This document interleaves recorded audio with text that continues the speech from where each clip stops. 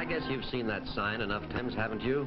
Any bar or club that sells liquor by the drink or any retail store beverages is sure to have it in a prominent place. Bud and Jack went in to buy a case of beer for a picnic, and right now they think it's pretty unfair that they can't walk into a store like anyone else and buy liquor just because they're underage.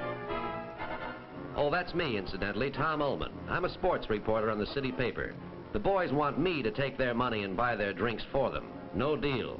Maybe it'd be a good idea if I told them a little something about why that sign is in the window and why they should be glad it is there.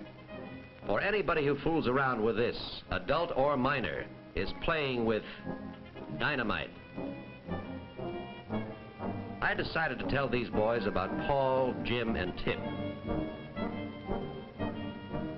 I guess you could say Paul started it all, but it wasn't all his fault, actually. You see, he was just too good a musician for his age. He played in dance bands with older fellows, and they taught him things he'd be better off not knowing. Jim had the richest father in town, and Tip, well, Tip was captain of the basketball team, all-state the year before. They saw something funny in the way their friend Paul was acting as soon as he joined them. According to Paul, it's no fun drinking alone. He wants company. The other boys have never tasted liquor before, so they have to be dared into it. That first drink isn't very enjoyable, I can tell you. It burns your insides and it makes your eyes water. Tip refused the drink. He said he was in training and basketball meant too much to him. But that isn't good enough for his friends. He has to be a sport. You'd be surprised at how little it takes to get you tight that first time. That's true with adults, but at high school age, even though your mind seems mature, your body isn't, and alcohol is a violent narcotic.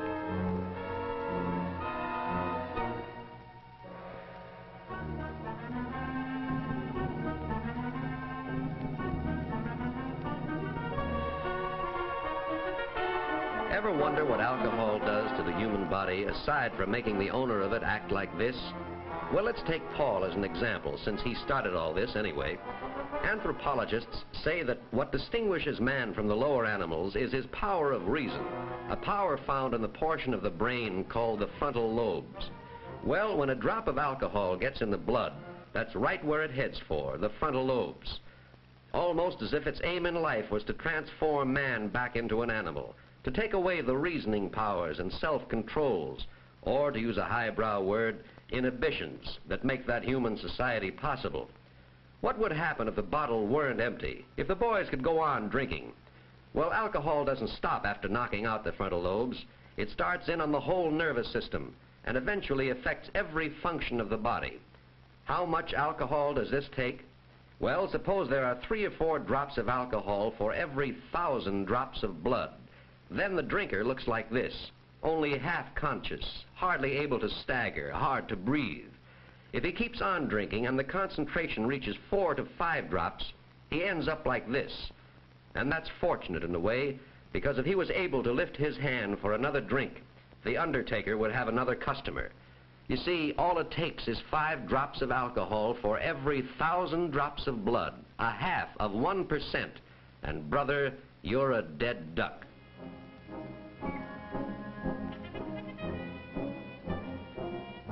Well, that first night was the start. Paul, Jim, and Tip took to drinking together. Jim's father gave him plenty of money, and Jim kept them in liquor.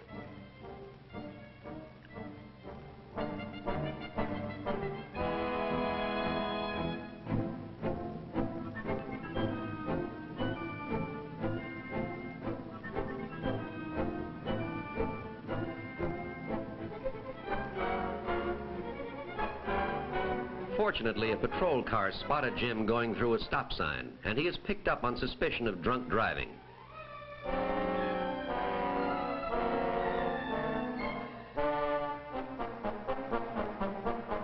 Jim's father was summoned to the station, and because this was Jim's first offense, was successful in having Jim released, following a severe warning.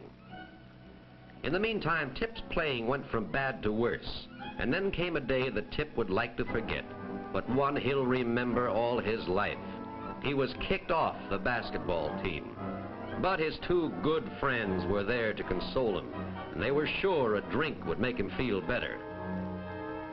Well, the alcohol story usually runs to a pattern. The boys were drinking more and more, depending on liquor to get them through the day. Even dates were no fun anymore without a bottle.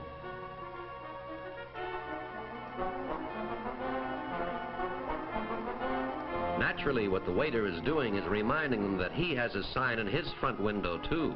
We do not serve liquor to minors. But Jim had thought of that.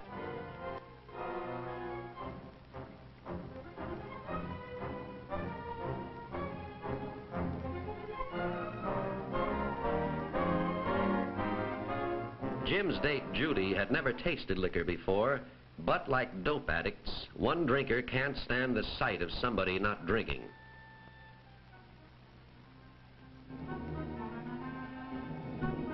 And soon, Judy catches the spirit of the thing.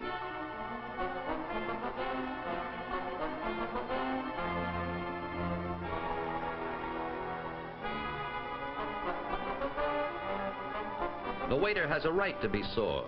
They'll give the club a bad name, he says, and he boots them all out. He wants to keep his license.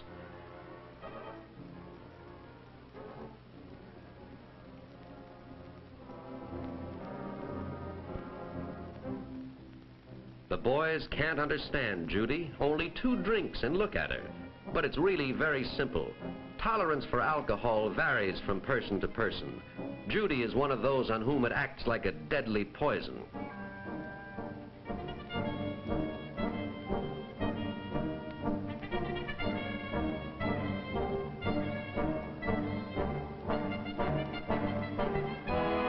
And on someone who has never used it before, the effect is a lot more violent. Jim himself is in no shape to drive. Right now he wishes he'd taken just one less drink.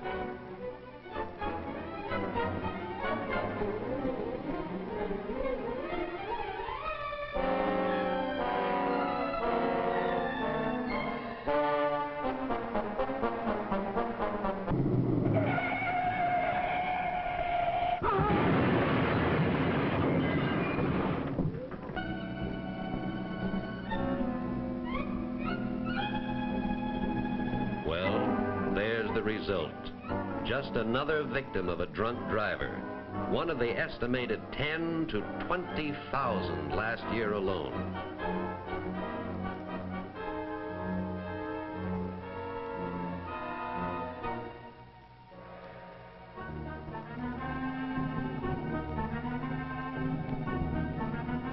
Jim failed a few tests in high school after he started drinking, but he never failed a test as serious as this one.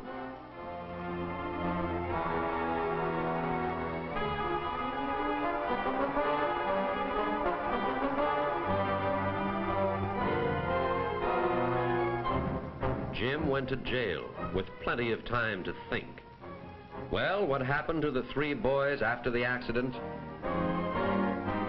Paul was almost a complete alcoholic for a while, but then he became one of the youngest members of Alcoholics Anonymous, and now he has a chance to save himself. Jim never got over that accident. When he got out of jail, he went back to drinking and ended up on Skid Row, a hopeless derelict. Tip, the 3rd boy, realized at the scene of the accident that he was playing in the wrong league. Right then, he made a vow never to touch a drop of liquor again, and he hasn't. How do I know? Because Tip is my son. Why did Americans in 1 year spend $2 billion more for liquor than for all education? That's a tough one to answer. When a man can't or thinks he can't measure up, he looks for a crutch, something to help him. He takes a drink. Alcohol deadens the part of the brain that holds his worries and responsibilities, and he thinks it's helping him.